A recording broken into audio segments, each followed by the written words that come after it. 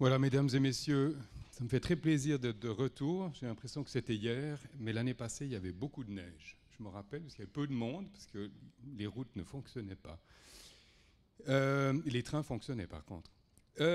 Donc j'ai mis un petit timer ici, parce que j'ai 40 minutes pour vous parler.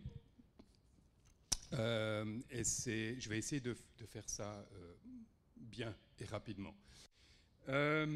Michel m'a posé la question, il m'a dit voilà, est-ce que tu pourrais ouvrir avec une petite présentation sur l'état du monde, parce que c'est toujours bien de faire un petit tour d'horizon de ce qui se passe sur la planète. Et puis je me suis dit ça me ferait peut-être plaisir d'utiliser une présentation que j'ai préparée il y a assez récemment, parce que j'ai dû donner une conférence dans un gymnase à Genève pour les gymnasiens de dernière année, dans le cadre des cours de philosophie. Et puis, j'ai adoré faire ça. Depuis, j'ai donné la présentation à des retraités.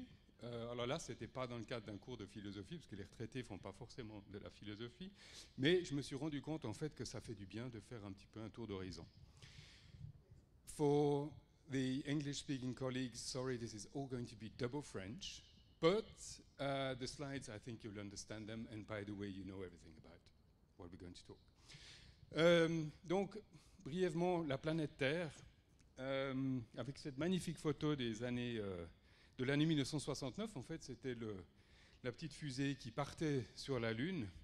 Et puis, j'aime bien commencer par ça, parce que de juste prendre un petit peu de recul. Alors, on sait tous que la planète Terre, elle est au milieu de pas grand-chose, et puis qu'en fait, on est tout seul. Alors, on est en train d'envisager de se dire, il y aura peut-être de la vie quelque part. On va peut-être un jour la découvrir, ce qui serait amusant, mais on est terriblement seul en fait. Et j'aime bien ce quote de M. Collins qui disait, voilà, quand il est arrivé là-haut, puis il a vu, je crois que c'est lui qui a pris la photo d'ailleurs, il s'est dit, waouh, cette petite chose est terriblement fragile.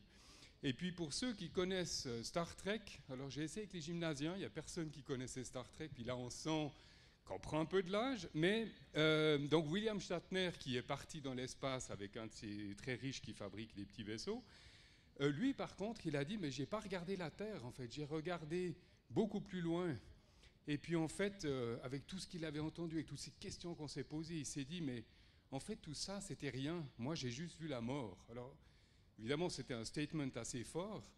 Mais et il y a un autre, évidemment, tout le monde le connaît, peut-être certains d'entre vous ont lu le livre, There is no planet B, qui est un très joli jeu de mots. Il n'y a pas de plan B, en fait. Mais ce qu'on a tendance à ne pas intégrer dans la vie de tous les jours, c'est qu'on est terriblement seul, et puis on n'a vraiment qu'une seule planète. Alors la planète, on va vite faire un petit tour d'horizon. On va parler un tout petit peu des océans.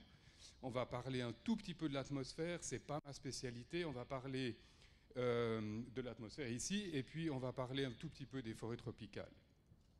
Alors, pour l'océan, comme vous le savez, dans le contexte actuel, où on a un petit peu trop de CO2 dans l'atmosphère, ce qui se passe dans les océans est assez embêtant, parce que les océans absorbent, c'est le meilleur puits de carbone qui soit, en fait. Donc, tout ce CO2 qui est là dans l'atmosphère, il est tiré dans l'océan. Le problème, c'est que quand il entre dans l'océan, il se lie avec l'eau pour donner en fait de l'acide carbonique, et celui-là se décompose en fait en bicarbonate et puis en ions d'hydrogène.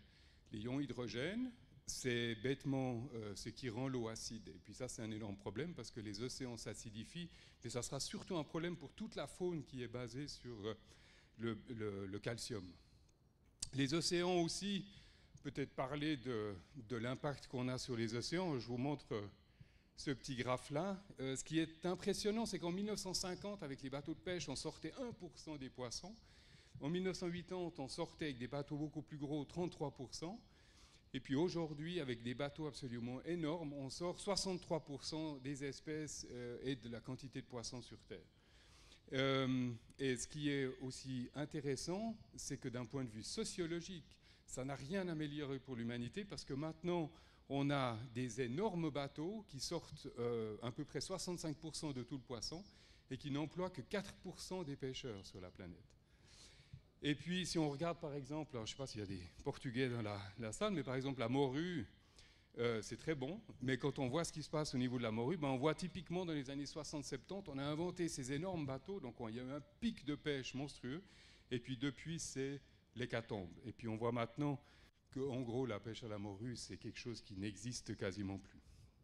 Au niveau de l'atmosphère, tout le monde connaît l'effet de serre. L'effet de serre est évidemment important parce que s'il n'y avait pas d'effet de serre autour de la planète, on ne serait même pas là en train de se parler. Et puis le petit problème aussi, on revient vers le CO2. Excusez-moi, je reviens juste en arrière. Donc si vous voyez le CO2 ici, on parle de, je regarde juste, on parle de 800 000 ans en arrière. Et puis là, on voit tout d'un coup, à partir des années 2000, cette espèce de fuite en avant absolument incroyable.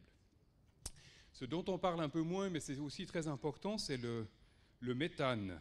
Alors évidemment, le méthane, comme vous le savez, on en reparlera brièvement tout à l'heure, c'est un des gaz à effet de serre qui est le plus puissant. Alors il y a évidemment le méthane que nous, on émet. L'industrie émet, dans la production, émet du méthane. La grosse barre, en fait, ça c'est l'agriculture, c'est le plus gros émetteur de méthane. Mais ce qu'on oublie, et c'est là le vrai danger, parce que sur ces deux premiers émetteurs de méthane, on va pouvoir probablement y travailler. Le troisième, il est plus embêtant parce que ça, c'est le méthane qui est libéré et qui vient de plein de différentes sources, comme par exemple le permafrost. Le permafrost, c'est l'Arctique, c'est partout où il fait très froid, des sols gelés. Vous avez certainement entendu parler du fait qu'il se dégèle très rapidement. Et puis le problème, c'est que 20% de la surface terrestre, c'est du permafrost, c'est 25 millions de kilomètres carrés. Le problème, c'est qu'au moment où ça va fondre, ça va libérer du méthane, et puis c'est un petit peu problématique parce qu'une fois que c'est un processus qui se met en marche, c'est un processus qu'on ne va plus arrêter en fait. Je vous disais que j'aimerais parler des forêts tropicales. Brièvement, on dit forêt tropicale, quand vous posez la question, les gens vous diront tout de suite « Ah, l'Amazonie », parce que dans l'imaginaire populaire, évidemment, l'Amazonie, c'est aussi la plus grande forêt tropicale. Mais en fait, il y a plein de forêts tropicales différentes dans le monde. Il y a des forêts tropicales sèches, il y a des mangroves, il y a des forêts de l'étage montagnard, il y a des forêts en haut des montagnes, les fameuses forêts de brume. Il y en a une en bas à droite, c'est la forêt de brume de Haïti, par exemple. Alors, c'est la photo de la dernière forêt de Haïti, en fait. Mais si on prend un petit zoom, vous voyez sur la carte, c'est la distribution des forêts tropicales. Si on fait un petit zoom, ici par exemple, on est sur la péninsule du Yucatan. Si vous regardez ça depuis l'espace, c'est tout vert. On se dit, c'est la grande forêt du Yucatan. Si on zoome un petit peu avec Google Earth, qui est un outil amusant mais terriblement déprimant, on voit en fait que ces grandes forêts sont déjà complètement morcelées. La même chose. Ici, on est dans l'état du Rondônia, en Amérique du Sud, on va y revenir, mais là, on voit la déforestation est quand même impressionnante. Et puis, dans les grandes forêts africaines, ici, on est au Congo, on voit que ce qui paraît extrêmement vert depuis l'espace et de loin est complètement morcelé de routes déjà. Donc, c'est le même processus partout. Un exemple que vous connaissez peut-être mieux, c'est Bornéo. On a beaucoup parlé de Bornéo grâce au Bruno Manzer et son travail là-bas. Et puis Bornéo, en fait, si on zoome aussi dedans, on voit deux choses. Ici, on est du côté malaisien de Bornéo. Et puis toutes les petites lignes blanches que vous voyez sur la photo, en fait, sont des routes qui permettent de sortir le bois. Donc c'est, soi-disant, de l'exploitation forestière durable. Malheureusement, ce n'est pas très durable. Et le problème, c'est quand on ouvre des forêts, le climat de la forêt change. Alors elle a beaucoup de peine à se remettre. Puis l'autre, évidemment, assez connu, ça, on est du côté indonésien, c'est l'huile de palme avec des surfaces assez conséquentes qui sont déboisées pour l'huile de palme. L'huile de palme, ça ne va pas être le thème d'aujourd'hui, j'en parle très très brièvement à la fin parce que c'est un thème beaucoup plus complexe et il est loin d'être noir et blanc en fait. On veut bien le présenter comme tel, mais c'est beaucoup plus compliqué que ça. Donc Bornéo, si on voit, moi je suis né en 1970, alors je sais c'était il y a longtemps, j'ai toujours l'impression d'être jeune, mais c'est plus le cas. Mais en gros, en 1970, Bornéo était encore quasiment recouvert de forêt. Et puis c'est impressionnant ce qui s'est passé durant toutes ces années. Et puis si on regarde la carte de ce qui se passe, et c'est aussi intéressant dans le monde de la conservation de la nature, quand j'ai commencé à m'intéresser aux forêts tropicales, j'avais 14 ans, on parlait de sauver Bornéo. et maintenant on parle de sauver le cœur de Bornéo, parce qu'il reste que le cœur de Bornéo, puis même ça, ça va être quelque chose d'extrêmement difficile.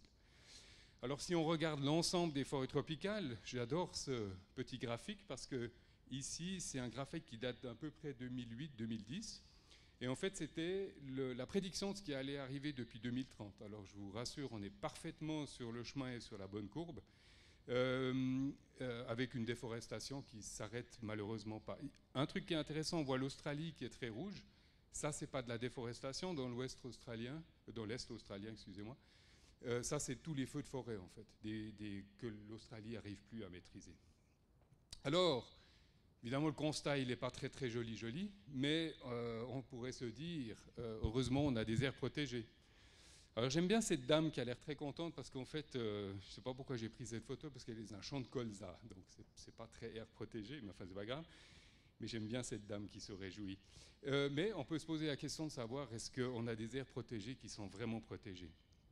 J'adore vous donner cet exemple, ça c'est en Amérique centrale, tout près de là où le Papyrama travaille pour sauver des forêts. Et cette carte tout à fait édifiante, vous voyez tout ce qui est vert est protégé. Puis là-dedans, ben, il y a des concessions FSC, des grandes concessions FSC. Est-ce que tout le monde connaît FSC, le label pour le bois? Qui ne connaît pas FSC? Ouais, ça, on dirait un public acquis, parce que la dernière fois que j'ai posé la question, il y en a un qui a levé la main, je me suis dit, il y a encore du travail pour faire connaître les labels. Donc bravo. Mais juste pour dire, si on posait la question de savoir où se trouve le parc national il est là. Donc en fait, c'est un des premiers parcs nationaux du Guatemala qui a quasiment plus de forêt. Puis tout ce qui est à droite, dans l'usage multiple, c'est des concessions FSC pour les communautés locales.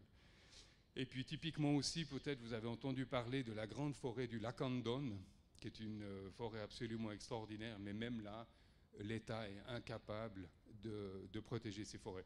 Alors on y reviendra, pourquoi? Il y a une question de finance toujours. Il y a aussi un problème, c'est que toute cette zone, en fait, c'est l'autoroute de la drogue qui part vers les États-Unis. Donc c'est un no man's land où même la police et l'armée n'osent plus aller. Il y a un autre exemple qui dénote d'un autre phénomène intéressant, ça c'est des terres indigènes dans l'état du Pará, au Brésil. Et puis vous voyez un phénomène qui se passe qui est intéressant, c'est que le vert foncé, c'est la zone indigène protégée actuellement. De l'autre côté de ce qui est une route, vous avez une réserve de botanique, de biodiversité, puis entre deux, ben, tout ce qui est blanc, c'est des terres privées où les gens développent de l'agriculture. Et ce qui s'est passé ici, c'est un phénomène qui s'appelle le PAD, c'est la dégradation ou le changement de statut des aires protégées. Ce qui se passe, c'est que les gens envahissent les terres indigènes, et ils commencent à y faire de l'agriculture, mais si personne n'est là pour les défendre, à un moment donné, c'est un état de fait. Et le problème, c'est que tous ces gens qui ont leur terre là sont des gens qui votent. Donc un politicien ne va jamais dire il faut sortir de là. Donc ce qu'on fait, c'est qu'on déclasse. Et ce phénomène au niveau mondial, il est très discret, il arrive absolument partout. Et sans qu'on s'en rende compte, petit à petit, toutes les aires protégées se réduisent en taille. Alors on pourrait se dire, c'est dans les tropiques. N'oublions pas un instant qu'en Europe, on a fait assez fort, mais on a commencé beaucoup plus tôt. Mais en gros, l'Europe, on l'a bien déforestée. Et puis ce qui reste comme forêt, c'est souvent, en Suisse, on a une gestion des forêts qui est intéressante et souvent assez exemplaire. C'est pas partout la même chose. Mais ça n'empêche pas que même en Europe, en Pologne par exemple, à Białowieża, que j'ai jamais visité, où vivent les derniers bisons, ce sont les dernières forêts vierges en gros de l'Europe. Puis même là, il y a des gens qui ont réussi à entrer en disant il y a du bostryche, il faut qu'on aille couper des arbres. Donc on se dit waouh, il nous reste que ça, puis on va couper des arbres sous couvert de bostryche. Ce pauvre bostryche, on lui en a fait baver. Hein. Alors après que tout ça, évidemment, ça c'est les aires naturelles, la perte des zones naturelles sur Terre. Après, il y a encore plein d'autres effets. On ne va pas faire trop long, puis je m'excuse pour les images, mais c'est juste après le repas de midi. Mais c'est aussi une dure réalité, c'est qu'à l'intérieur des réserves, on a énormément de peine à maintenir en fait la faune. Donc on a de plus en plus ces phénomènes de réserves naturelles silencieuses partout sur Terre. On parlait des petits oiseaux, Simon va nous en parler tout à l'heure. Les pangolins, par exemple, quand on voit les chiffres, c'est juste absolument impressionnant. C'est 40 000 à 80 000 pangolins qui partent en Chine chaque année, donc c'est 400 à 800 tonnes de pangolins. Autant dire que les pangolins en Asie, c'est un petit peu difficile. Alors on peut se poser la question de savoir, mais pourquoi est-ce que les réserves naturelles ne demeurent-elles pas intactes? Alors il y a différentes réponses, c'est toujours plus complexe que noir-blanc. Mais la première, pour tous ceux qui travaillent dans le terrain, ils le sauront, c'est que le succès d'une aire protégée est directement corrélé aux moyens financiers qui vont en fait dans le terrain pour éviter la déforestation et le braconnage. Ça veut dire que, oui, il faut des gens qui fassent le travail. Le problème, c'est qu'il y a extrêmement peu d'argent proportionnellement qui arrive dans le terrain, parce qu'on dépense beaucoup d'argent pour faire Cosette, on dépense beaucoup d'argent pour faire des concepts, mais réellement investir dans le terrain. Moi, je travaille dans la protection des forêts depuis 30 ans. Si je vais demander à des grandes fondations des sous, on me dira, bah tiens, on va vous financer un programme d'éducation et des tas de choses sympas. Mais si je demande des salaires pour payer des gardiens, on me dira, on ne paye pas de salaire. Et puis on se dit, mais c'est là où un peu le problème, parce qu'il faut que les gens fassent le travail. Mais la réelle, j'ai cru que j'étais derrière le podium, j'ai failli me perdre, mais ça va, j'ai de la marge.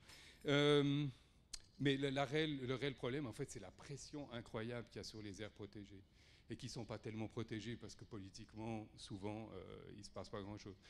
Donc il y a une demande absolument phénoménale de tous les produits de base partout sur la Terre. Après, on a inventé des crédits carbone. Alors on se dit, wow, c'est peut-être une bonne idée. Souvent, les bonnes idées ne sont pas tellement des bonnes idées, parce qu'on a inventé le crédit carbone. D'abord, c'est un tout petit peu le permis de polluer, parce que vous avez peut-être lu les journaux dernièrement, il y a eu pas mal de scandales sur les crédits carbone. Mais aussi, on a créé le modèle sur l'idée qu'il faut que ce soit des arbres qui poussent, qui prennent du carbone. Alors en soi, l'idée n'était peut-être pas si mauvaise, mais ça veut dire qu'on a focalisé le système sur la plantation des arbres. Et puis, pour essayer de l'avoir fait, pour protéger une forêt, parce qu'on va peut-être l'acquérir, il faut prouver en fait que cette forêt va disparaître. Alors au Belize, on a récemment acheté 2750 hectares de forêt. J'avais aucun moyen de prouver qu'elle allait disparaître. Donc bon, finalement, on l'a sauvée autrement.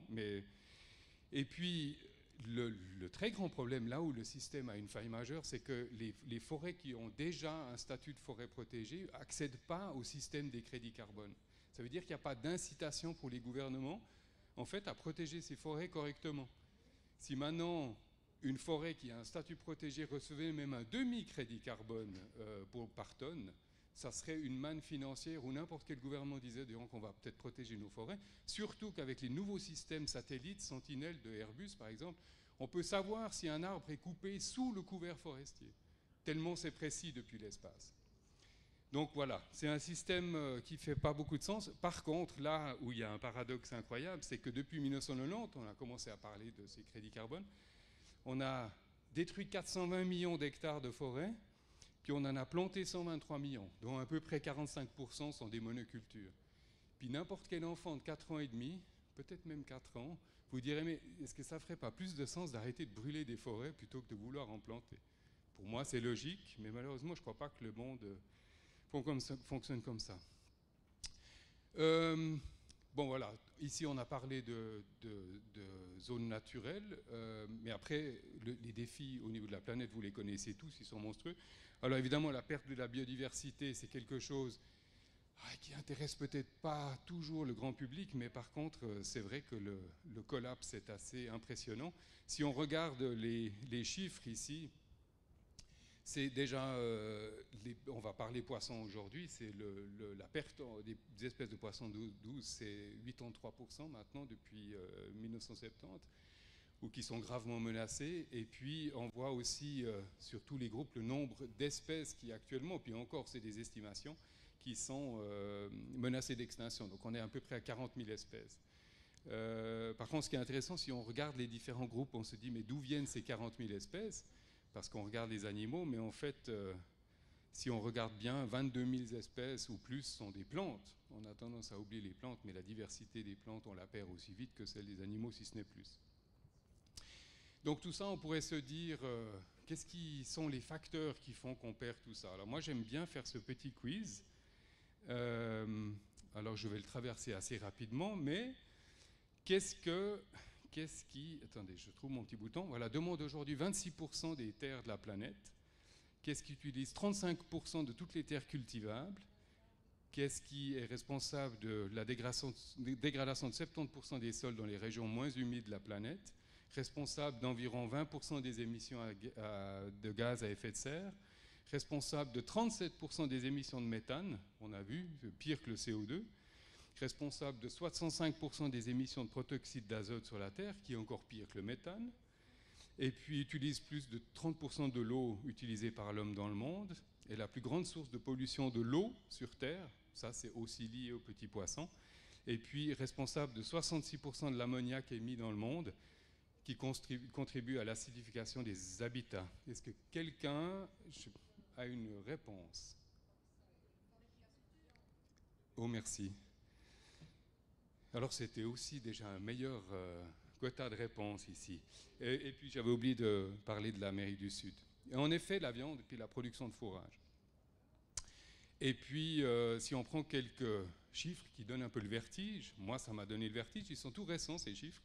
Donc, on a les animaux de rentre sur la planète, principalement les vaches et les cochons, c'est 60% de la biomasse des mammifères. Les humains, on est 36%. Et puis les animaux sauvages, c'est 4% de la biomasse sur Terre maintenant. Alors c'est des chiffres assez effrayants. Alors pour vous donner une toute petite bonne nouvelle, pour chaque être humain sur Terre, j'ai aussi lu qu'il y a 2 millions de fourmis. Pour chaque humain, il y a 2 millions de fourmis. Mais le problème, c'est qu'elles ne pèsent pas beaucoup. Biomasse des oiseaux, c'est pas beaucoup mieux. 75% de la biomasse, c'est de la volaille.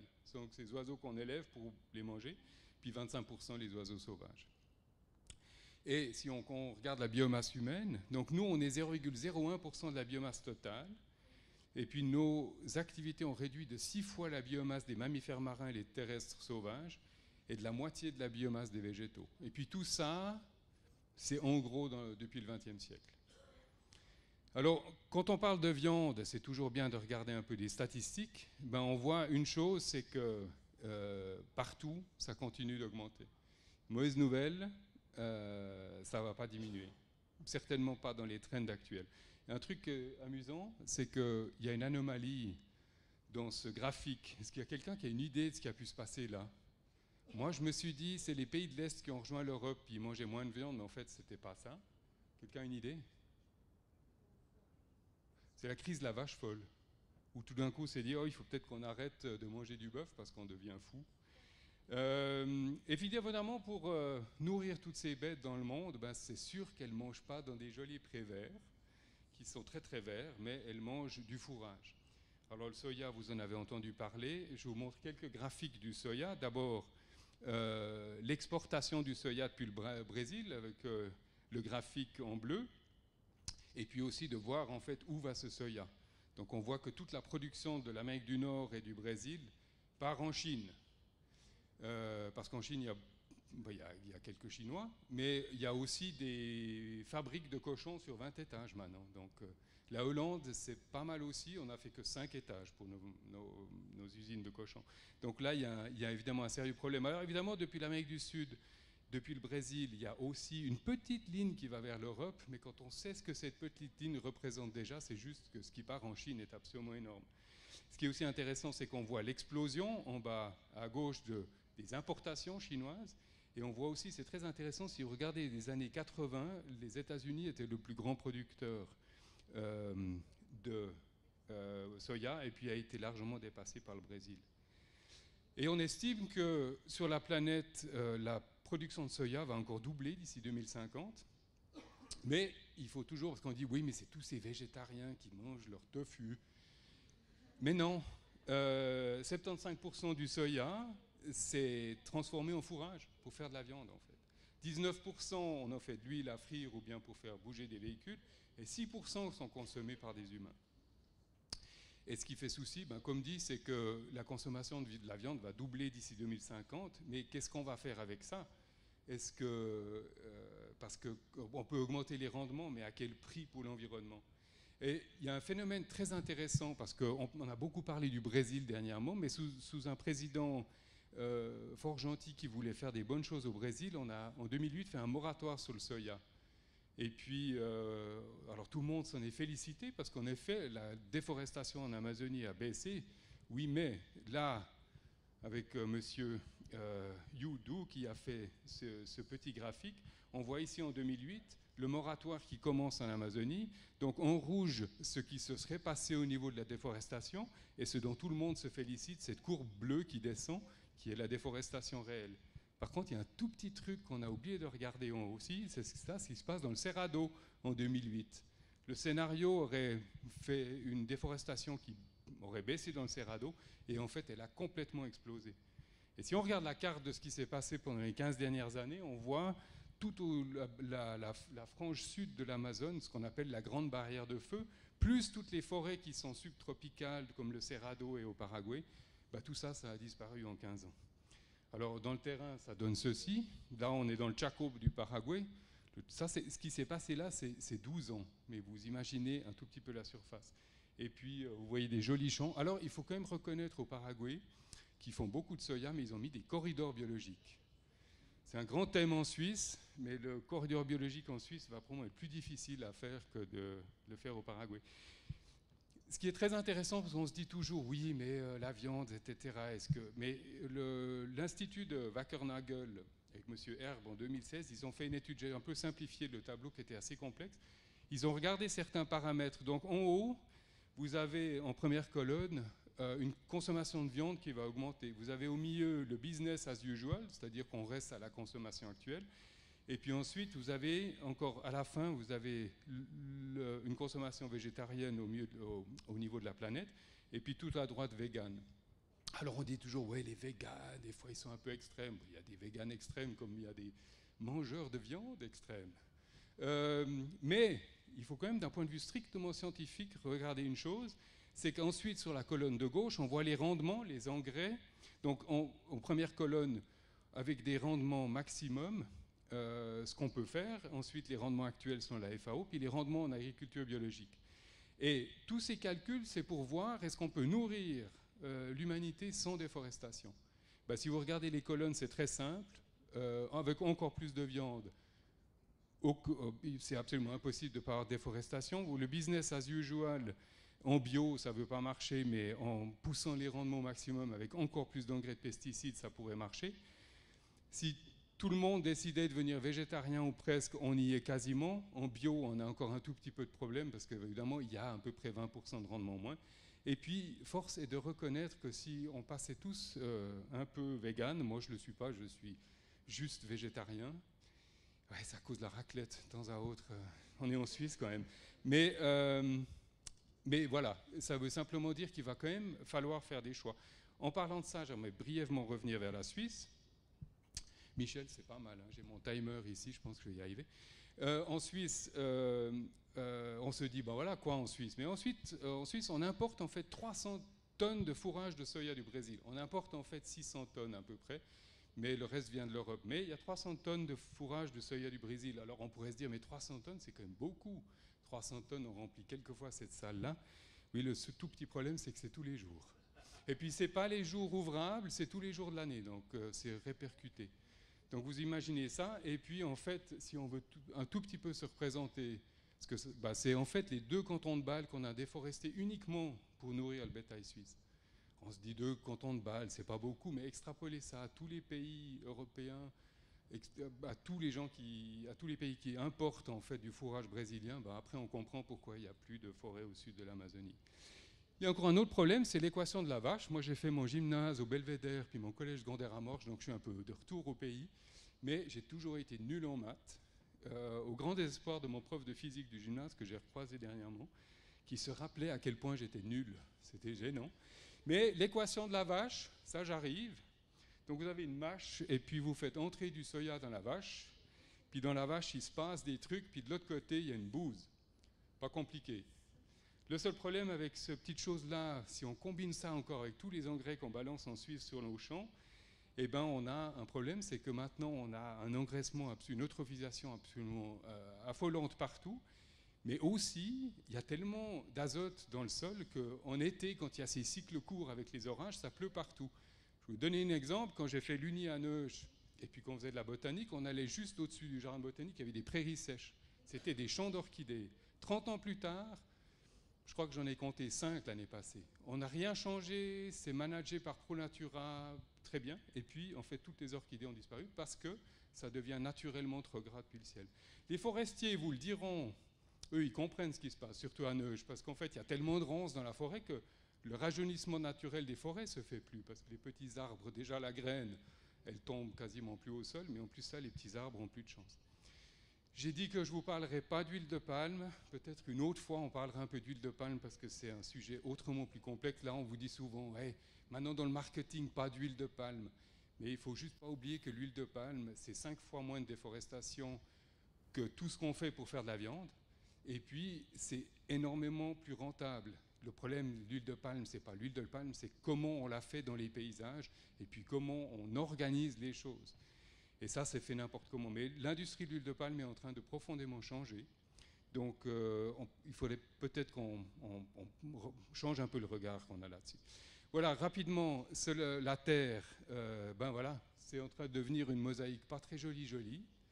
Et puis, ça se passe un peu graduellement. Donc, quand moi, j'étais gamin dans le canton de Vaud, j'avais encore du pie-grièche grise qui volait, puis j'avais 26 espèces de papillons dans le jardin. Quand j'ai quitté le canton de Vaud à la fin des années 90, il en restait 5. Et puis, bon, le pie-grièche grise, on ne l'a plus vu depuis longtemps. Donc voilà, ça se passe aussi en Suisse. Alors évidemment, de tous ces, on entend souvent, on va trouver des solutions techniques, tout ça. Oui, on va peut-être trouver quelques solutions techniques. Mais en gros, ce qui va être le plus difficile, c'est de changer les habitudes humaines, en fait. Et j'aime bien ce petit quote du Mahatma. C'est la terre fournit assez pour satisfaire les besoins de chaque homme, mais pas l'avidité de chaque homme. Et je crois que ce petit précepte, si on s'en occupait tous les jours, ça serait bien. Donc vous en êtes là. Je suis désolé, c'est juste la réalité des choses. Et puis on se dit, mais nous, on fait quoi avec ça? Eh bien, c'est intéressant. Je pense que, là, ça vient du cours de philosophie, mais je me suis rendu compte, in fine, c'est quelque chose de philosophique. Parce que c'est une question de responsabilité, puis c'est une question d'éthique.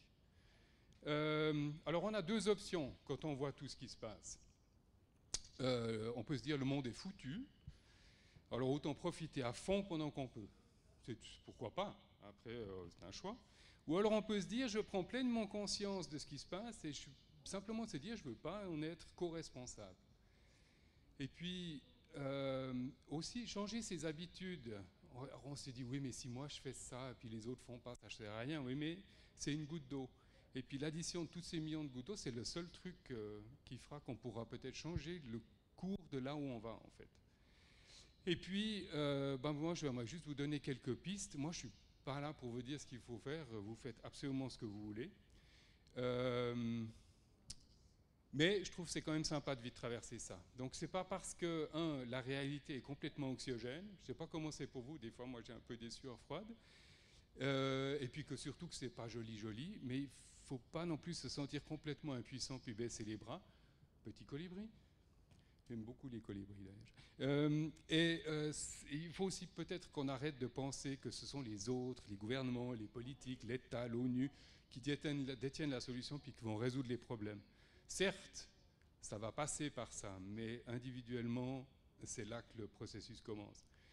Et puis, nous, les Homo sapiens, si on décide de changer à notre niveau individuel les choses, puis je parle surtout des Occidentaux, parce qu'on porte quand même une très très large part de responsabilité, le monde finira par changer, en fait. Et puis c'est pas, et surtout le plus important en fait, c'est être un exemple pour l'autre, sans imposer de quelconque doctrine, parce qu'il n'y a rien de plus horrible que des gens qui imposent des doctrines, mais juste être, pour que quelqu'un vous regarde puis se dise ah ouais mais attends, lui il fait un effort. Ça c'est une arme de changement en fait. Alors on va brièvement traverser parce que aussi pour ces pauvres gymnasiens puis les retraités, il faut quand même leur donner, alors je vous donne quelques pistes, mais déjà ce qu'on mange. Donc évidemment, on l'a compris, il faut peut-être arrêter de manger de la viande ou au moins la réduire au minimum. Je crois qu'en Suisse, on doit passer de 52 kilos à 15 kilos par personne. Ça veut dire qu'en gros, on doit revenir à ce que faisaient nos grands-parents, c'est qu'on mange un joli morceau le week-end et puis de temps à autre, on mange un truc. Mais on arrête de manger de la viande sans même plus se poser la question. Je veux dire, quand on achète un sandwich à midi, pas obligé parce qu'il va quand même falloir qu'on atteigne ces 15%. Si on arrive, d'ailleurs, si on atteint les 15%, on pourra faire paître nos vaches sur des jolis pâturages, et puis on n'aura plus besoin de les nourrir avec du soya du Brésil aussi. Mais le seul moyen, et puis d'en faire une fête en fait. Moi, je mange une dinde par année. Alors, la dernière, elle venait de l'Emmental, elle était bio, elle s'appelait Trudy. Et puis alors Trudy, alors c'est 2 fois le prix d'une dinde industrielle dans un grand magasin. Mais voilà, après, c'est 1 fois par année, donc c'est triste pour Trudy, hein, il faut dire, mais elle était très très bonne. On peut acheter de la viande, mais il faut l'acheter aussi peut-être directement de façon locale et puis bio chez le producteur. Moi, ça fait 20 ans que j'achète mes légumes chez le même maraîcher. On est les meilleurs potes du monde, j'ai jamais signé de contrat, je le paye à l'avance, comme ça on partage les risques, et puis 2 fois par année on fait la fête et on boit l'apéro. Ça peut aussi se faire comme ça, il y a une dimension sociale. Alors à Migros c'est sympa aussi à la COP, mais on ne fait pas l'apéro à la COP. Manger du poisson, si on mange du poisson, mais mangeons du poisson quand on est au bord de la mer, puis s'assurer que ce soit un petit pêcheur qui l'ait, puis arrêter avec cette industrialisation. Même le label MSC, c'est bien joli, mais c'est la partie MSC que vous mangez. Tout le reste continue de se passer, mais le marché est toujours là. Et puis, évidemment, les aliments de saison et de culture biologique, ils ne sont pas plus chers. Ouais, ils sont un petit peu plus chers parce que la grande distribution se sucre sur les bobos. C'est absolument une réalité. Mais en fait, le problème, c'est que les autres aliments n'incorporent absolument pas les coûts environnementaux. En fait. Il faut renverser notre façon de penser. Et puis, il ne faut pas oublier qu'on en est à 5% en Suisse. Budget de ménage pour manger, il n'y a pas très longtemps, on était à 10 ou 12, et puis encore un peu avant, on était à 20. Alors évidemment, quand on a plein d'argent pour faire plein d'autres choses, ben, peut-être qu'on pourrait juste investir un peu plus dans ce qu'on mange. Stopper, alors évidemment, bouger, il faut un jour qu'on arrête ces énergies fossiles, il faut bouger autrement. Prendre les transports publics, puis peut-être plus voler en Europe. J'ai entendu quelqu'un dernièrement qui disait « Ouais, moi j'ai pris la décision, je vais faire un vol intercontinental tous les 5 ans pour quand même aller découvrir le monde et les autres. Puis entre-temps, je ne prendrai plus l'avion. » Puis je me dis, ben ça c'est déjà pas mal du tout en fait. Parce que c'est vrai qu'aller vers l'autre dans le monde, c'est quelque chose d'extrêmement enrichissant pour les deux. Donc peut-être qu'il ne faudrait pas arrêter. Moi j'utilise The Trainline, je n'aime pas faire de la publicité cachée, puis là elle n'est pas cachée, mais c'est un super site pour voyager pas cher en Europe et puis aller n'importe où. Ça coûte presque rien. Moi quand je vais aux Pays-Bas, je vous le dis, je paye 80 francs en première classe, alors c'est super. Je ne peux même pas aller à Zurich pour ce prix-là. Si on peut, mais tout juste. Si vous avez un voyage en avion, ben, compensez le vol. Alors peut-être pas n'importe comment, moi je me méfie un tout petit peu des compagnies aériennes qui vous demandent 1,30 franc. Compensez votre vol directement dans la protection, dans les projets de conservation de la nature, ou bien chez MyClimate, qui sont un peu sérieux. Et puis là, ça n'a rien à voir avec bouger, mais j'ai mis etc. Aussi, il faudra peut-être commencer à changer et arrêter de laisser chauffage au gaz et au mazout. La pompe à chaleur solaire thermique, il faut juste faire attention d'où vient l'électricité, évidemment, parce que sinon, après on prend du nucléaire français un petit peu, mais si c'est des centrales à charbon, c'est pas complètement top. Faire du bien au monde, ça c'est toujours bien. Les produits équitables, acheter équitables et bio, parce que ceux qui produisent les produits de l'autre côté de la planète, surtout le café, ils seront probablement contents qu'on reconnaisse un peu leur travail, puis qu'on les paye correctement. Réutiliser les habits, les objets achetés deuxième main. C'est fou, moi j'en suis à mon 5e toaster, parce que chaque fois il meurt, et puis chaque fois je vais sur Ricardo, puis le prochain il est là, il me coûte 5 francs. Alors l'envoi est toujours plus cher que le toaster, mais on peut aussi faire comme ça en fait. Pas oublier d'ailleurs que tout ce qu'on produit et tout ce qu'on bouge, c'est du CO2. Passer moins de temps sur Internet, alors je sais, on est tous complètement accros, moi je suis le premier, hein, mais l'ensemble d'Internet c'est autant que le trafic aérien mondial, donc c'est violent. Et puis, ça c'est le message pour les jeunes, mais allez voter, nom de bleu. Parce que s'il faut compter sur ma génération puis celle d'au-dessus, mais on ne va jamais rien changer. Parce que le monde, c'est vous en fait. Je parle de tous ceux qui ont une année de moins que moi, jusque-là. Ouais. Ça fait longtemps qu'on aurait massivement pu investir dans le solaire dans ce pays. Puis maintenant qu'il y a une crise énergétique, tout le monde va dire « on va investir dans le solaire, puis on va mettre des grands parcs solaires dans les Alpes, parce que de toute façon, les vaches, il y a des cailloux, puis elles ne broutent pas bien. » Oui, sauf que c'est les prairies alpines à la botanique arctique les plus précieuses qu'on a dans ce pays. Alors je dis, il ne faut pas faire n'importe quoi puis être un peu conséquent.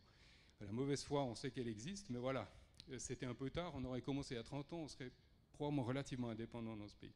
Surtout qu'on peut remplir des lacs de barrages, nous. Bannir les pesticides de synthèse, on aurait pu. Moi, j'y ai beaucoup travaillé à titre privé, mais malheureusement, essayé, pas pu. Mais on aurait pu devenir un exemple pour le monde entier, en fait. Il y a un État en Inde qui l'a fait, il y a d'autres endroits qui le font. Il me reste 42 secondes, mais ça va aller. Réorientons aussi le soutien de l'État, là où il fait du sens d'ailleurs, puis ça surtout pour les jeunes. Mais pourquoi est-ce que ces transports publics sont encore aussi chers dans ce pays ? Mais à un moment donné, oui, ça, là par contre, c'est vraiment de la politique à Berne. Mais un jour, il faudra faire pencher la balance. Et encore une fois, si les jeunes ne vont pas voter, on ne va jamais faire pencher cette balance. Et puis, j'ai 2 messages personnels pour terminer. Je suis extrêmement fier parce que j'ai réussi à faire ça en 40 minutes. Vous n'avez peut-être rien compris parce que je parle trop. Ma femme me dit ça toujours. Mais j'ai 2 messages personnels. D'abord, quand vous partez en vacances, vous pouvez aller dans ce paysage-là absolument extraordinaire, puis vous dire « Ah, ça doit être dans les tropiques ». Mais non, c'est en Croatie, à Plitvice par exemple. Vous pouvez y aller en train, il y a un train de nuit, Zurich-Zagreb, que je voulais tester, mais il y a eu le Covid entre deux. Et puis voilà, ça c'est mon réveil qui me dit arrête de parler.